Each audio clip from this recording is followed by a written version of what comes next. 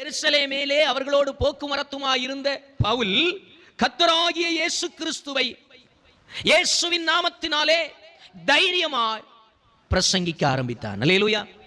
நன்றாக புரிந்து கொள்ள வேண்டும். பிரசங்கிக்கின்ற இந்த பவுல் ஏதோ பிறப்பின் அடிப்படையிலே அவன் கிறிஸ்தவன் அல்ல.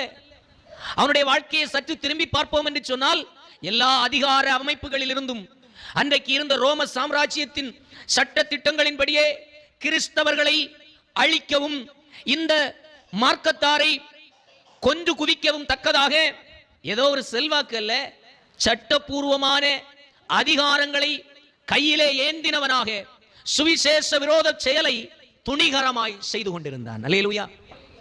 அப்படி செய்து கொண்டிருந்த பவுல் அவன் பிரயாணப்பட்டு போன வழியிலே இயேசு தாமாகவே அவரிடத்தில் வந்து தன்னை வெளிப்படுத்தினார்.